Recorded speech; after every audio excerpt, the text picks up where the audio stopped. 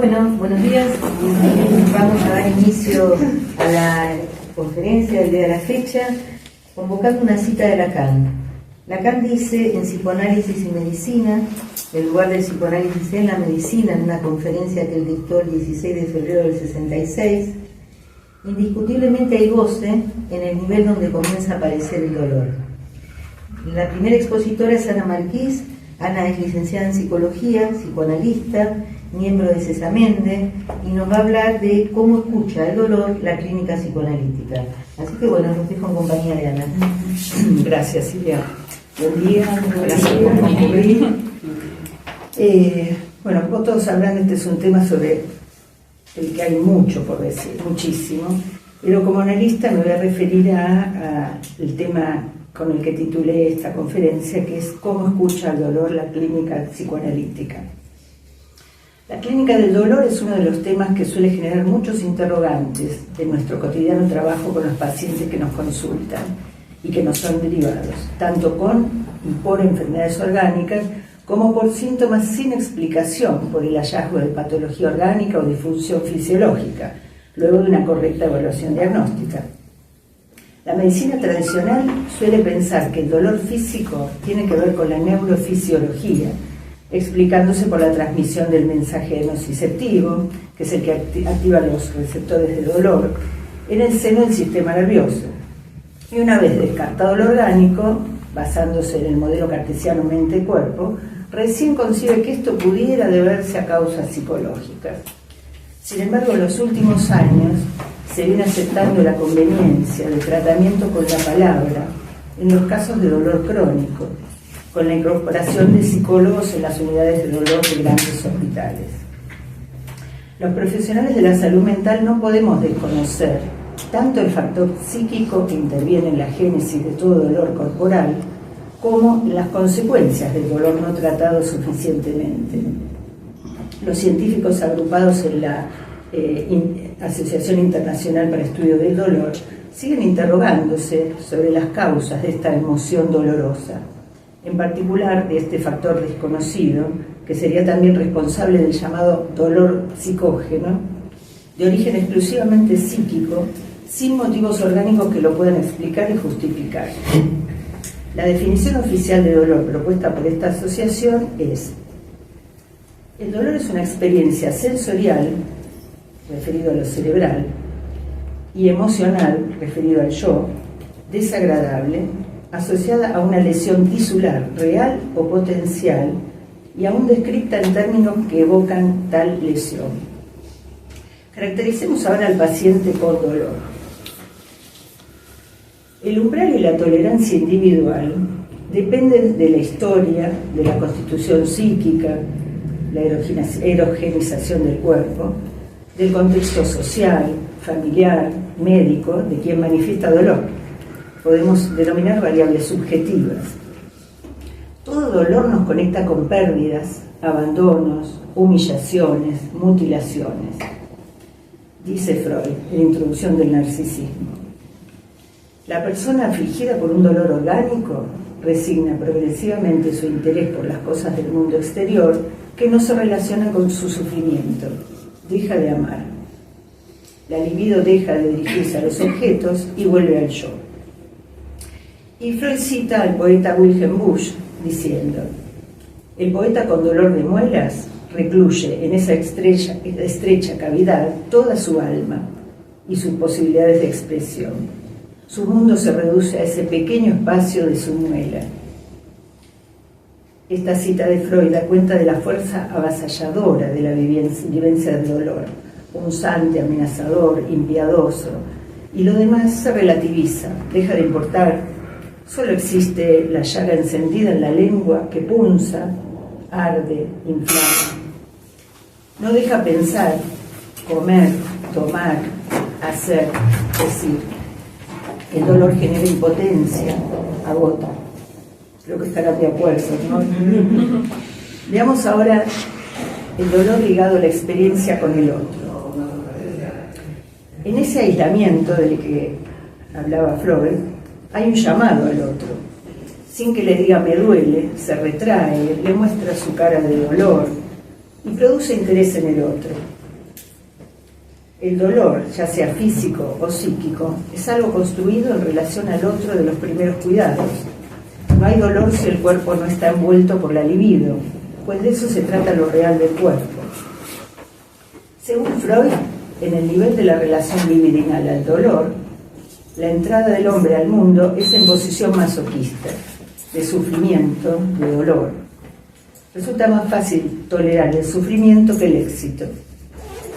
El dolor nos permite victimizarnos, tomar posiciones regresivas, es decir, que es usado como defensa, no es consciente ni voluntario, para encontrar un lugar de reconocimiento del medio.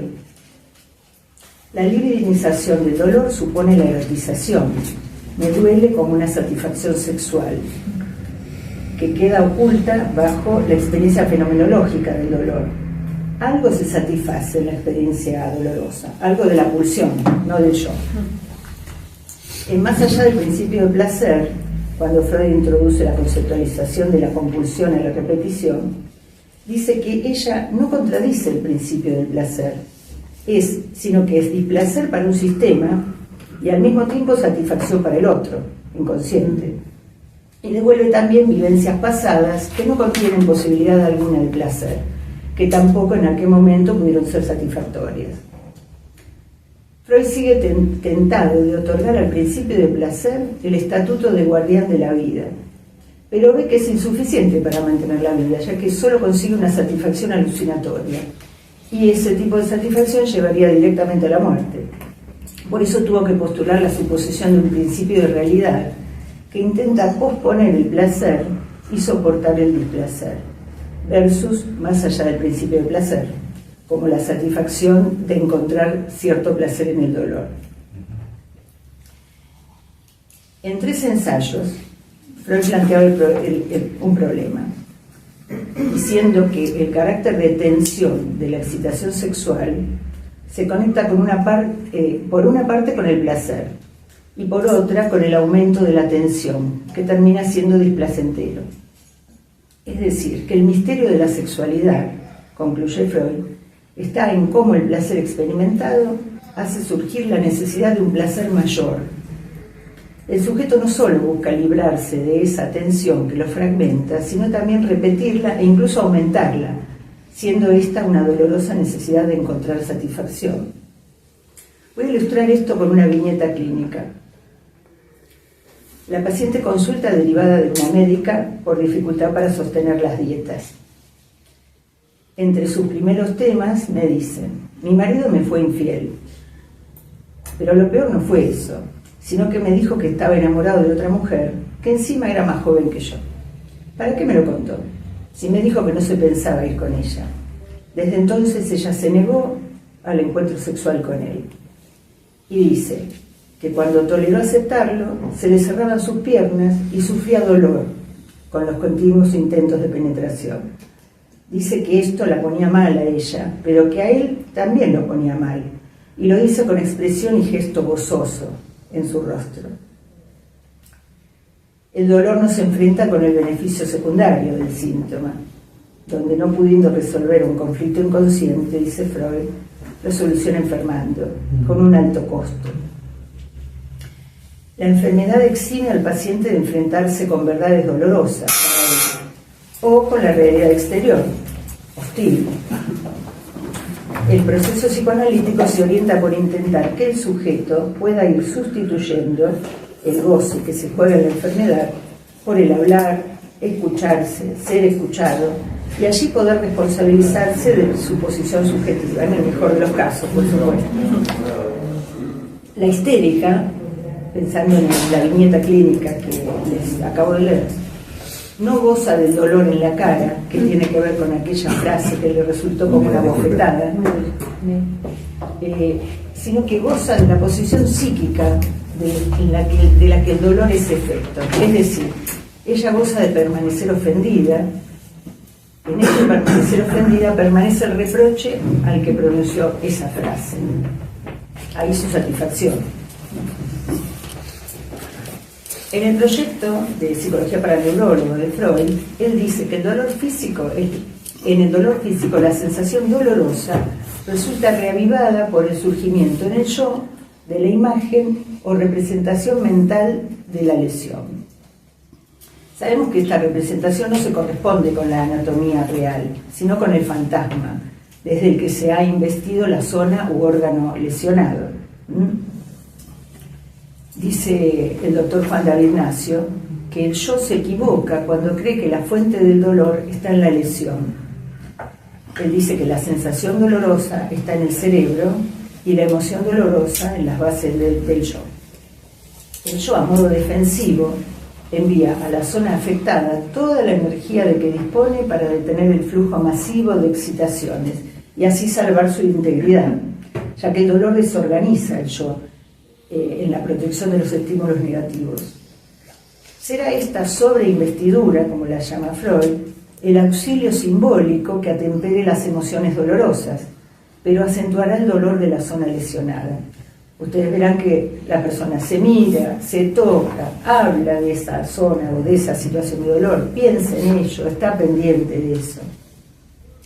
Aunque la teoría psicoanalítica afirma que carecemos de representación psíquica de la muerte propia, tenemos noticia cotidiana sobre la finitud, y todo dolor suele ser un modo de anticipación de la muerte, en el sentido de que hablamos de angustia de castración, de lo incontrolable, de lo que remite a la propia desaparición, de lo que no dominamos del propio cuerpo. Lacan, en su trabajo Psicoanálisis y Medicina, nos dice: hay goce en el nivel donde comienza a aparecer el dolor. Solo a ese nivel del dolor puede experimentarse toda una dimensión del organismo que de otro modo permanece velada.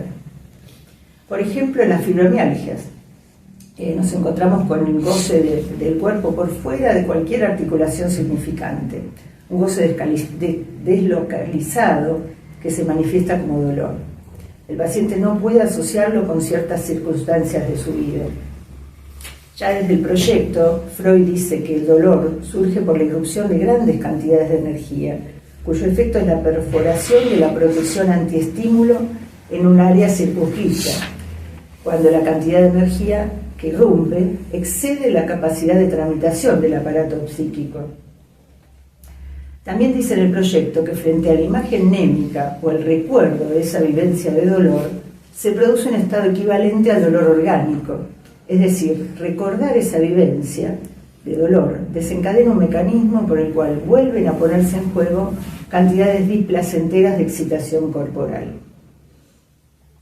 En el proyecto Freud se refiere al grito, inicialmente como una descarga motriz, donde se disipa el aumento intolerable de las excitaciones.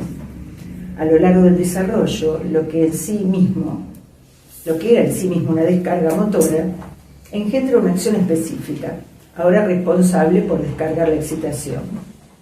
También en un primer momento el grito es una emanación de dolor, pero en la medida que adviene memoria, es decir, se inscribe, puede operar como agente del dolor. También las pesadillas son dolor. Los sueños que duelen son sueños que duelen con tal intensidad que interrumpen el dormir. No se trata solamente de escenas angustiosas, sino de vivencias cercanas al aniquilamiento, porque el sujeto ahí está tomado por el goce del otro. El dolor es uno de los modos más imperativos de la presencia del cuerpo. Freud lo nombra como pseudopulsión, justamente por esa condición de imperiosidad que lo emparenta con una característica de la pulsión, que es el empuje. Con ese empuje constante e inevitable del que no habría posibilidades de fuga. En Más allá del principio del placer, Freud define lo traumático como energía libre que penetra violentamente en el aparato, que da lugar a lo no ligado y refiere al dolor en términos de supuesto extraño, que puede ser vencido exclusivamente por la acción de una droga o la influencia de una distracción psíquica. Esto requiere la tarea de ligar psíquicamente los volúmenes de estímulos que perturbaron la economía energética del organismo, así como reconducirlos a vivencias de su pasado a fin de ir propiciando su tramitación psíquica. Quienes padecen de migrañas, de esas que acechan cada tanto, quien tuvo alguna vez un cólico intenso, quien sufrió una pérdida que no puede terminar de procesar, ni qué decir quienes han parido, saben lo difícil que es convivir con el dolor.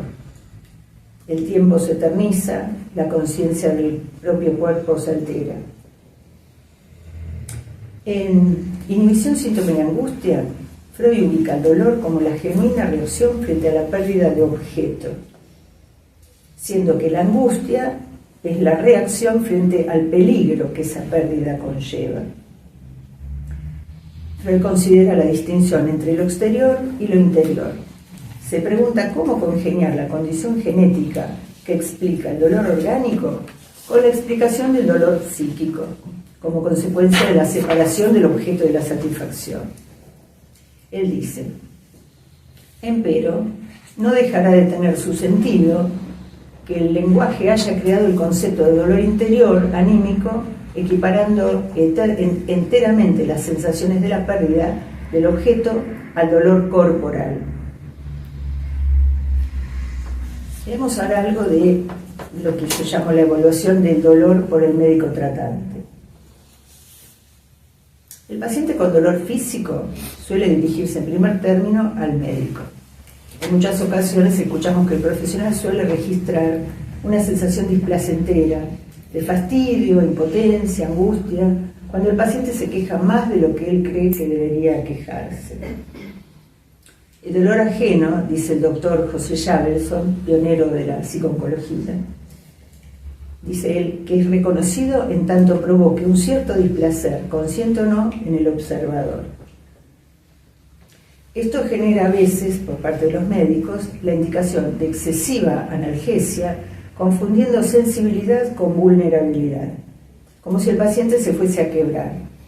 Y en otras ocasiones, la excesiva restricción de la analgesia, que puede generar que el dolor se transforme en traumático y desorganizador, arriesgando la estabilidad psíquica del paciente cuando éste sigue diciendo «me duele». Es importante que el médico tratante sepa que el dolor puede presentarse con hostilidad, con tristeza. Conviene tener en cuenta las diferencias subjetivas, tanto en el requerimiento de analgesia o anestesia, como en la respuesta frente a una misma dosis. Suele dar buenos resultados la enseñanza a los pacientes para generar una autoadministración analgésica. El dolor ya no tendría que ser un acompañante ineludible de la enfermedad. Hoy en día disponemos de una gran variedad de medios físicos, psicológicos y farmacéuticos, nuevas técnicas y procedimientos de administración. La ansiedad que acompaña el dolor crónico tiende a desplazarse también al ámbito familiar, al que suele tiranizar y manipular en su papel de inválido, doloroso, situación que suele ser favorecida por el entorno, que manifiesta culpa por no poder aliviarlo.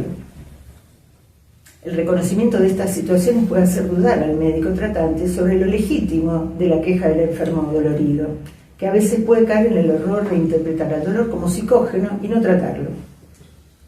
Dice el doctor Jabelson que siempre se le debe creer al paciente cuando manifiesta dolor, con la intensidad que dice que la tiene, que lo tiene, ya que la vivencia dolorosa es independiente de la etiología. Seguimos escuchando en los médicos tratantes la frase de «no puede ser que le duela tanto», quizá porque en la actualidad continúa predominando el modelo biomédico que divide al dolor en verdadero, cuando se suele asociar a una causa orgánica reconocible, e imaginario, cuando es secundario a factores psicológicos. Aunque este planteo pareciera incluir la perspectiva psicológica de cada paciente, sin duda excluye la subjetividad. Resulta cada vez más evidente para todo profesional de la salud que en el tratamiento del dolor de causa orgánica siempre hay algo que escapa a la lógica del fármaco. Tanto ha cambiado la concepción del dolor en los últimos años que su definición incluye la posibilidad de ser una experiencia emocional, subjetiva, aún sin lesión orgánica que lo justifique. Otra pequeña viñeta clínica de un hospital.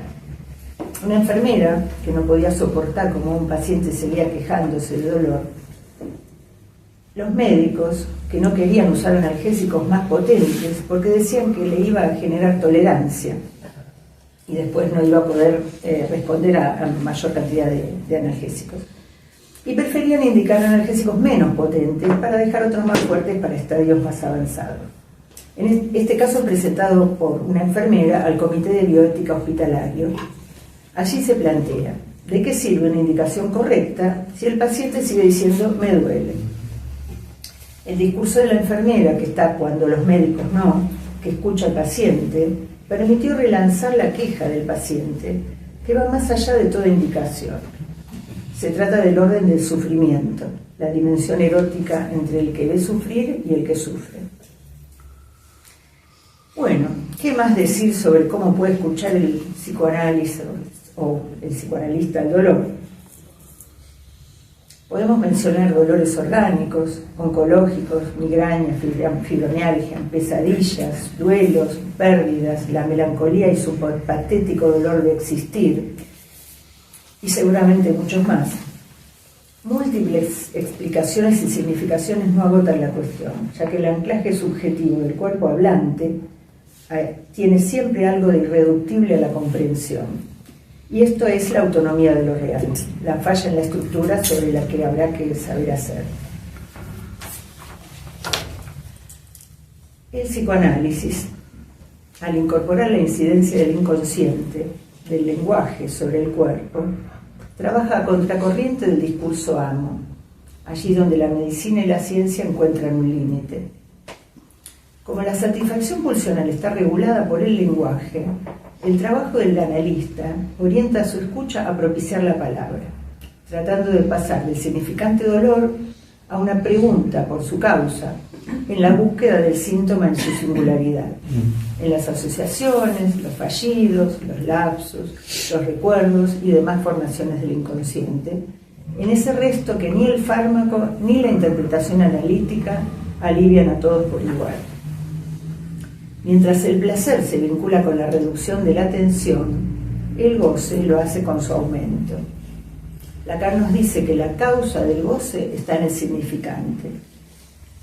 Cada porción de nuestro cuerpo está nominada por algún significante, aunque también el significante nos permite poner punto final, limitar algunas circunstancias de goce.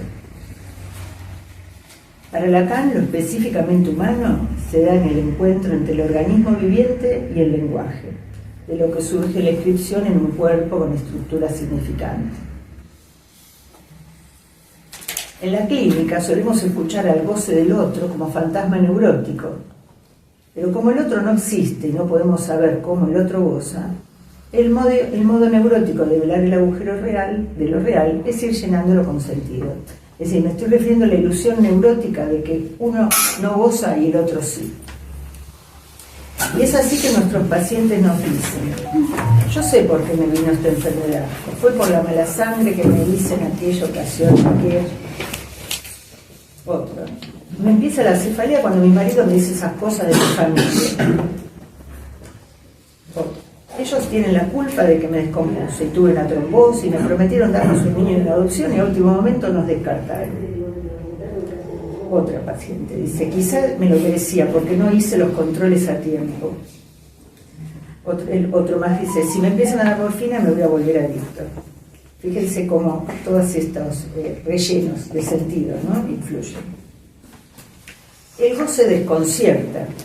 Es la puesta en escena del exceso de excitación que se presenta más allá del sistema amortiguador de las representaciones.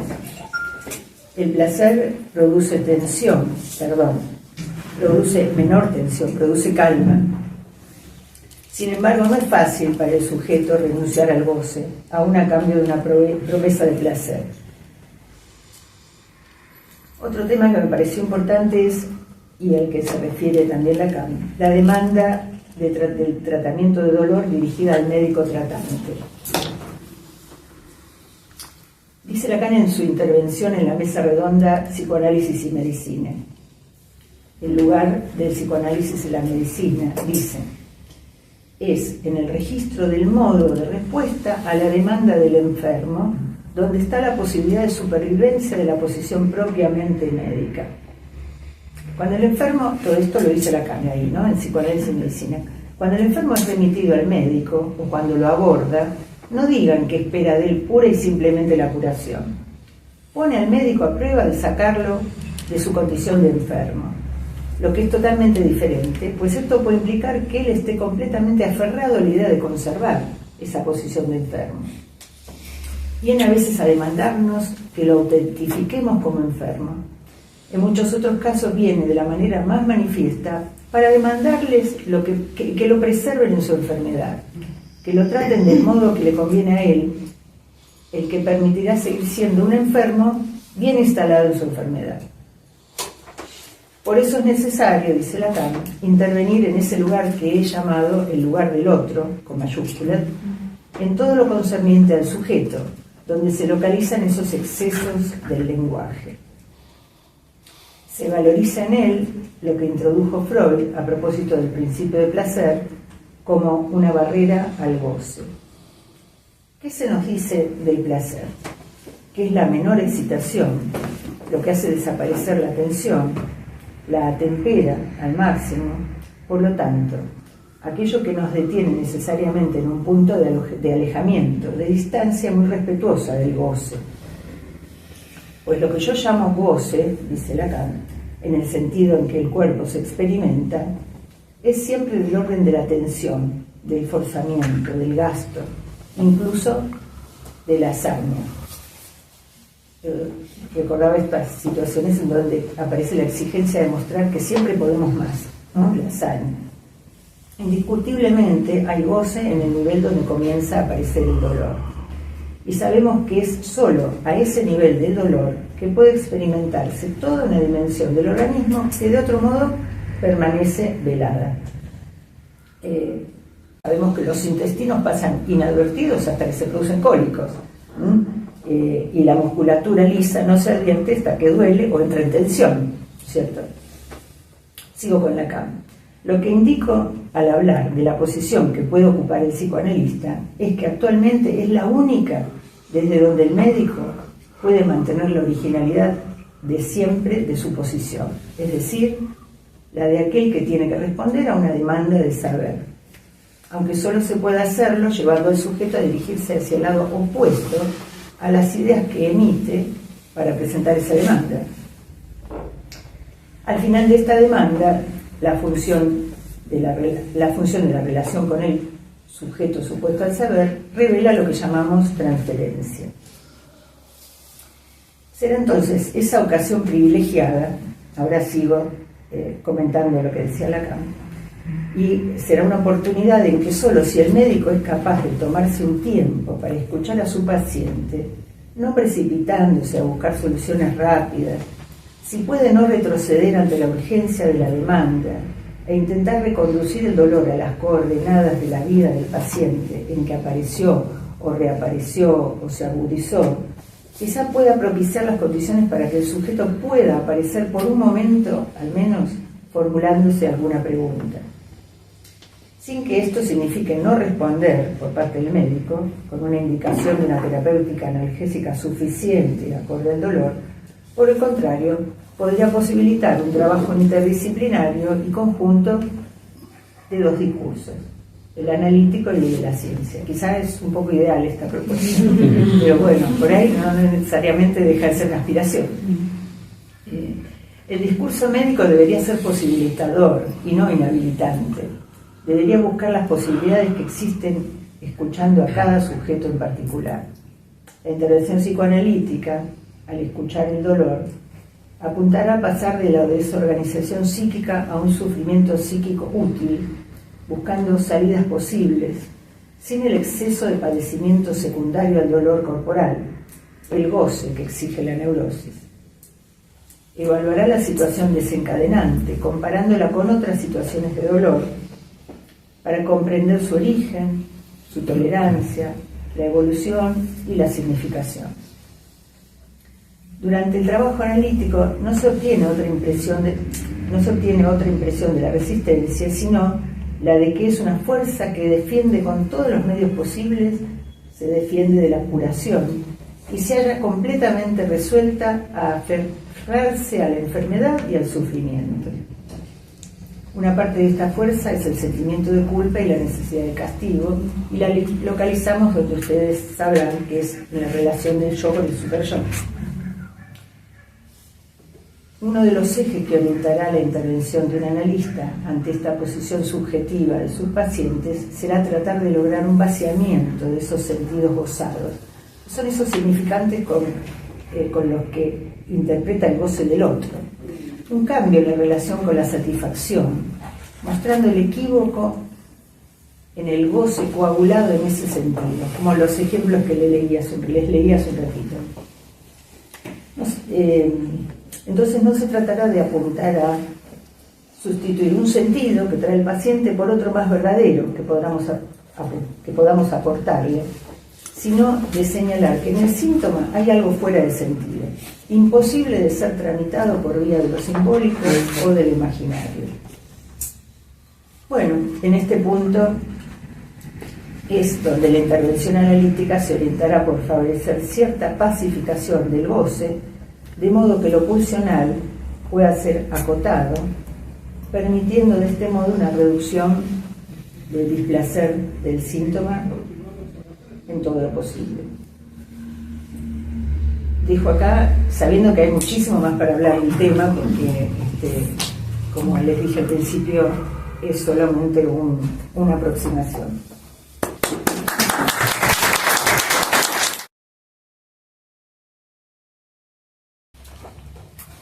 Bueno, les voy a presentar a Marcela Vanegay, a quien le agradezco todos estos años en que ha venido a la institución, a este espacio.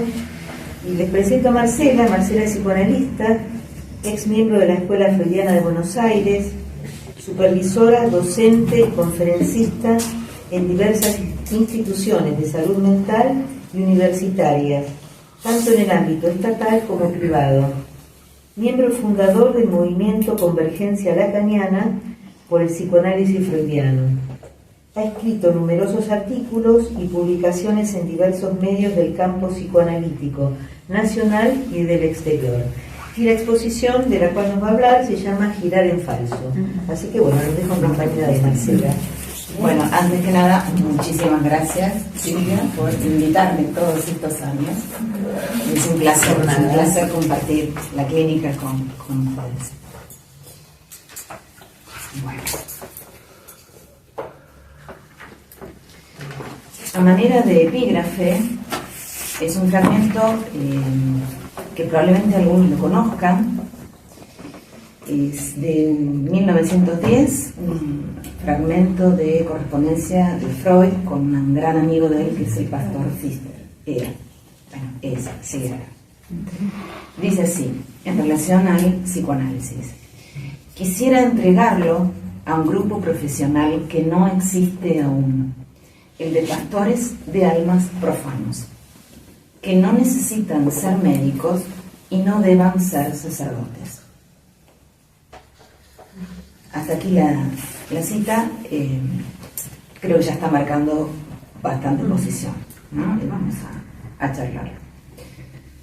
Una de las grandes preguntas que se han formulado tanto Freud como Lacan se genera en torno a cuál es el lugar del psicoanálisis en la medicina, desde el punto de vista no solo del paciente, sino del médico o analista en su función. ¿Dónde está el límite en el que se actúa y se responde a la demanda del paciente?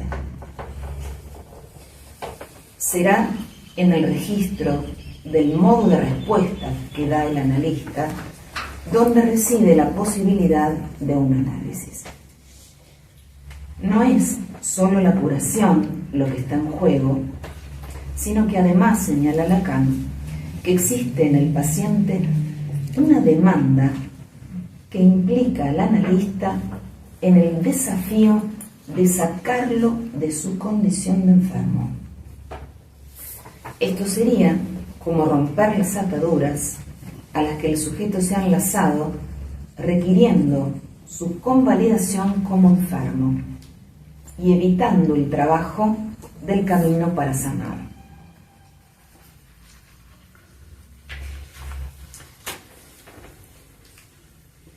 Alguien a quien llamaré Serena, de 26 años, médica dermatóloga, llega a mi consulta derivada por otra paciente con lo que ella llama ataques de pánico, en los que se acelera, se siente próxima a desvanecer, se marea porque le da vuelta todo, girando en círculo.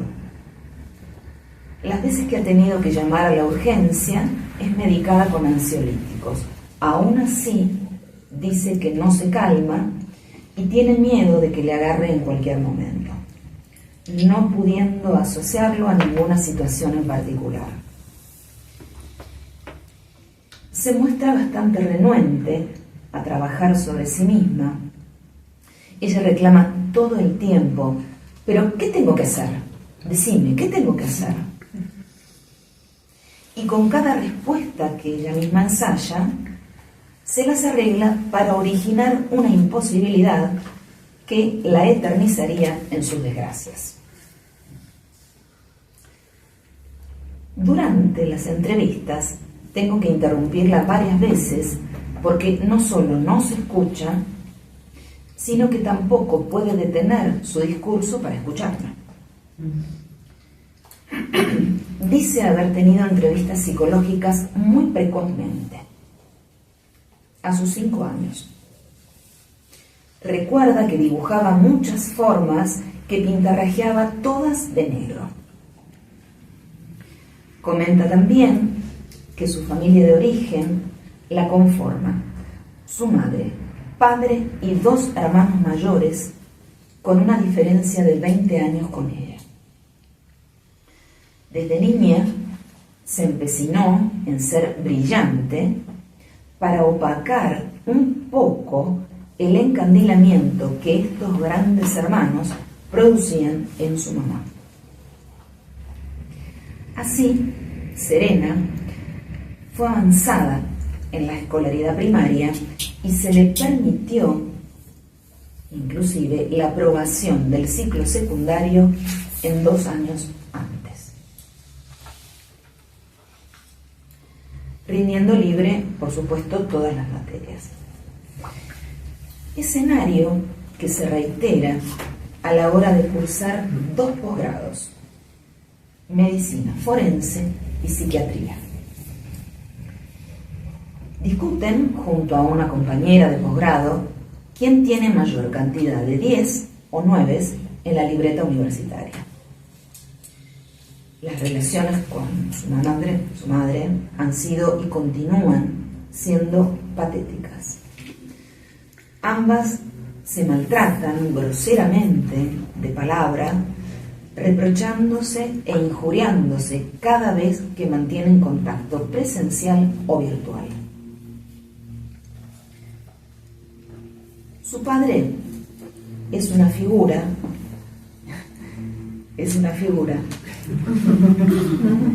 que la suele ayudar de adulta, sin haber podido mitigar al menos el caos familiar derivado de las permanentes infidelidades consabidas por todos, en especial por la excelente tolerancia de la madre de Serena, en orden a que no le iba a ser problema porque les daba una muy buena vida económica.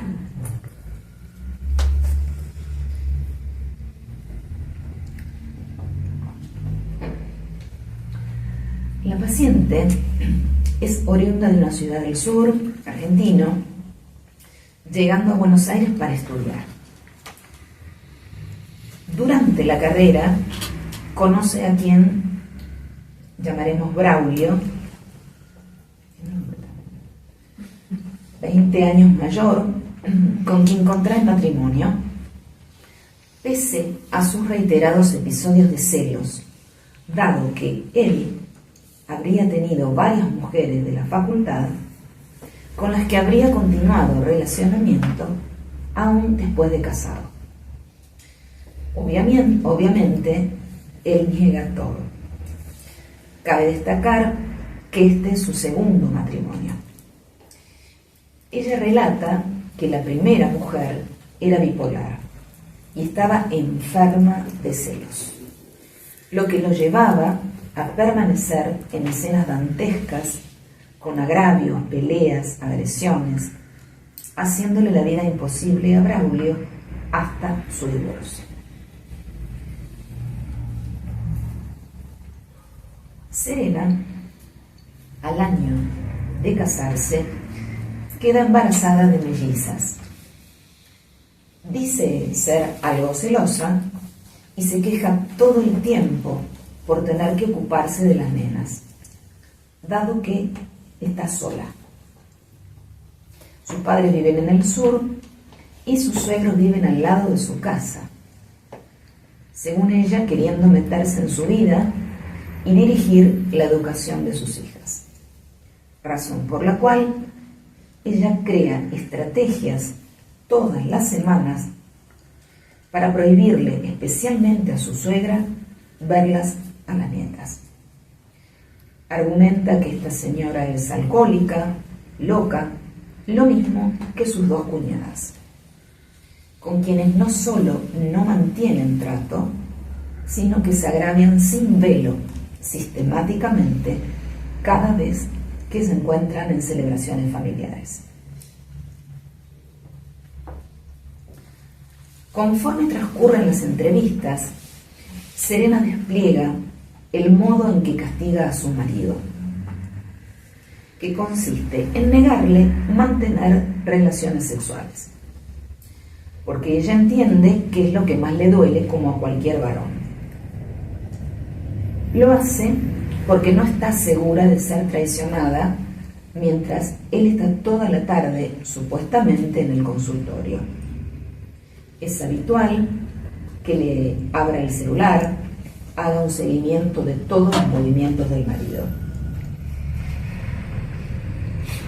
Y le pregunto si ella desea tener relaciones íntimas con él, a lo cual responde que como está enojada no quiere, no tiene ganas, que sí, se está viendo ella dice, bueno, ganas que sí, y se estaba viendo con su oftalmólogo, ella con su oftalmólogo, pero nunca pudo concretar nada porque él se va al mazo. Y agrega que se quiere separar, pero claro, no sabría cómo mantener la enorme casa que tienen, la niñera, la cocinera y la empleada doméstica, que prefiere hacer posgrados y listo, que nunca trabajó y tampoco va a empezar ahora que las nenas tienen que hacer la adaptación al jardín, razón por la cual se le hace necesario interrumpir las entrevistas hasta finalizado ese periodo que duró aproximadamente 5 meses. Cuando retorna, se muestra muy feliz porque se enamoró del pediatra de las nenas. Dice que por primera vez en la vida se le acerca un varón tierno, amoroso, compañero y de su misma edad, que disfruta un montón, que se hablan todo el tiempo, que él tiene palabras bonitas para dirigirse a ella y que nunca creyó en algo así. Pasado un mes aproximadamente,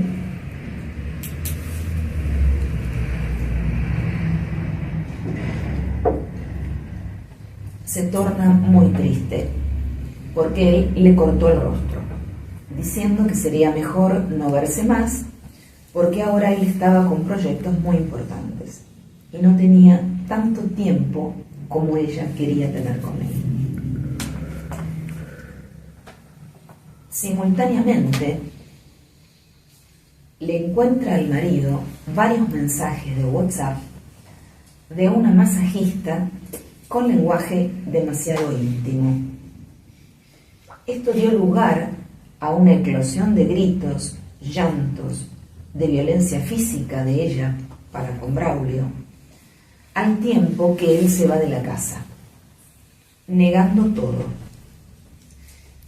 pero utilizando una palabra que es habitual en la jerga venezolana, según ella, lo que para ella confirmaba la infidelidad. A la sesión siguiente, me relata, contenta, que ella grabó con su celular toda la pelea donde se ve que él le levanta la mano. Y además lo amenaza con enviárselo a su suegra, para que todos en su familia sepan quién es él. El sacrificado médico, exitoso, padre de familia, que no hace nada en casa, no ayuda y es infiel. Agrega que colocó una serie de cámaras en todas las habitaciones para mantener el control de las actividades y llamadas del marido. Lo voy a destruir. Hasta aquí, mis intervenciones tendían principalmente a escuchar y señalar en la actualidad repeticiones de su historia infantil, con el intento en desanudar el goce de la venganza sobre su madre respecto al casamiento ventajoso que la ha dejado sin movilidad para sí misma. Hablo de la madre. Y ahora sería ella misma tomando el goce derivado del super yo materno. Ahora bien, si formaciones derivadas del super yo cobran primacía en la consulta, este hecho podría revelar una estructura distinta de la traumática razón del inconsciente. De estar vigente la función deseo del analista, intentaremos construir las coordenadas que propicien la puesta en forma de un discurso tal que sea deducible o debidamente escriturable el estatuto de lo imposible, borde litoral entre saber y el goce.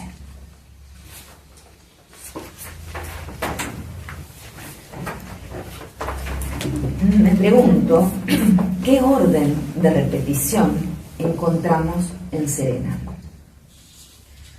Freud refiere que los más tempranos destinos de vidas con privaciones y sufrimientos dejan la injuria del perjuicio como rasgo diferencial de una personalidad que reclama resarcimiento. Sin embargo, el reclamo denuncia que algo faltó. En tanto, la venganza y el pasaje al acto obturan su tallado en dolorosa resignación que solo puede castigar al culpable. Así, Serena se posiciona en la función de verdugo, objetalizando y haciéndose objeto de goces en cualquier situación libidinizable. Y como defensa a ello, observamos infructuosos actings de rechazo a otro. Podría, en general, haber pasajes al acto suicidas, negativas a alimentarse, vómitos de aquello que les falta y no logran ser para el otro primordial.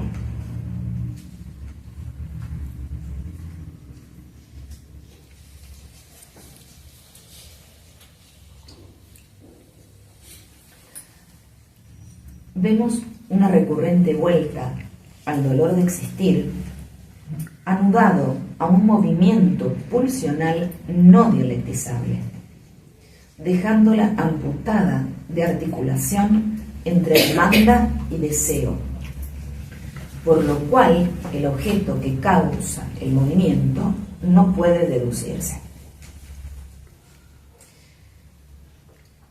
luego de contarme que los 4, Braulio, ella y las nenas, iban a hacer un viaje para mejorar las cosas, la paciente llama para pedirme, por favor, que lo vea a su marido, porque él necesita análisis. ¿Y usted no? Repliqué. Hasta donde yo sé era la analista. Yo aprendí mucho con vos, Marcela. ¿Se aprendió esto? Ay, ay, ay. Tengo que reverme.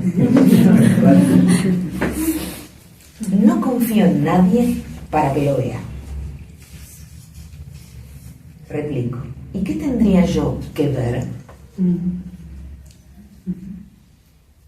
Que está destruyendo a la familia. Pregunto. ¿Usted, Serena, está segura que no va a retomar el análisis?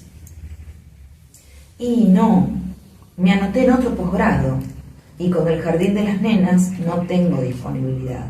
Por lo menos que vaya él.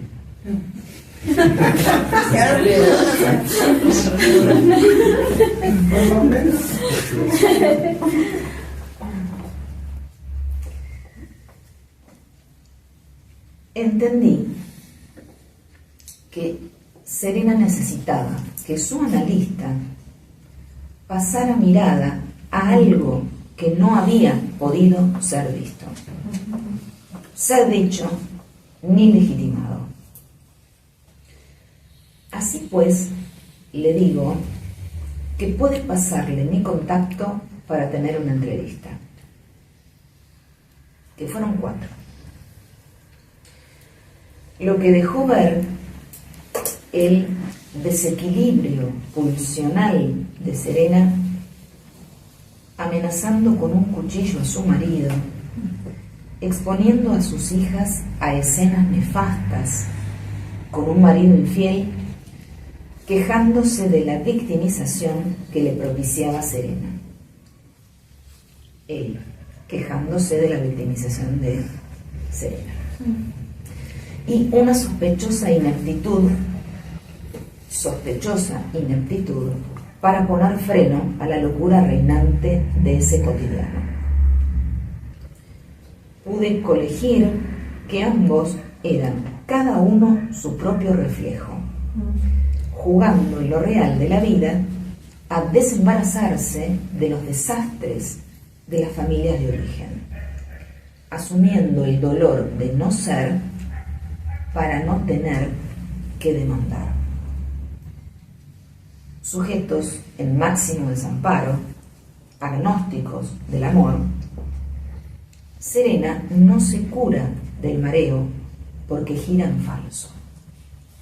No ha podido deducir el trazo que representa en el campo amoroso materno y tampoco la función paterna pudo traspasarle a Serena el producto amoroso del deseo entre los padres, lo que habilitaría el derecho a gozar de un objeto que cause su deseo y lo juegue en la exogamia. Esto es lo que les puedo relatar. Sería 20 hojas más cada sesión, con una intervención que me llamó, porque bueno, estamos en el tema de cuál es la función del analista. Yo planteaba al inicio las preguntas de cuál es el límite en el que se actúa y en el que se responde, ¿no?, a una demanda. Hay en la conferencia 32 de Freud, él dice algo muy claro, y dice que hay personas que tienen una fragilidad muy importante y que uno diría no ha permitido al analista que cumpliera su promesa, ¿no?, de curarla. pero que sin embargo uno a la distancia va a saber que esta persona, entre comillas, puede poquito, y va a estar toda su vida en análisis. Pero cabría la pena, y vale la pena, valdría la pena, alegrarse de que de tanto en tanto puedan ser acompañados y estabilizados por el psicoanálisis. Bien, yo creo que este es uno de los casos en que va a estar yendo y viniendo, porque tal como ella lo dice, ¿no? Que se mueve, digamos, va en círculo sin parar, es decir, no está con el tope, no hay nada, no hay una plomada, ¿no? Como llamamos en el mejor de los casos la función paterna. Así que es un punto que nunca me había tocado que hagan este trueque, digamos, de alguna manera, pues tampoco fue análisis. Y encontrándome con este marido que está en la misma posición que ella. Las familias son espejos, son infidelidades, pero increíble. Sí, no hay lugar de salida, lo popular no tiene salida. El punto es que muchas veces no tiene salida, digamos, para el adulto, pero en un arrojo de amor a los hijos, uno hace un montón de cosas que no quisiera, que no tiene ganas, pero sabe que está bien para ellos. Y las nenas divinas, tienen 3 años, en un momento él tiene, cuando se va, ella le ve el lenguaje, que encima habla en neutro él, no sé por qué. Y habla en neutro porque nunca dice lo que tiene que decir en principio, porque además se ve que está mucho tiempo con esta chica que también, ¿no? Habla así. Y la paciente de tonta no tiene un pelo, así que obviamente el que hable con una jerga que no es de él, del país de donde se crió, está diciendo algo. Ahora, él se va a un departamento que tenía, de soltero, qué sé yo, y ella lo sigue, ¿no? Lo sigue y le abre la puerta así.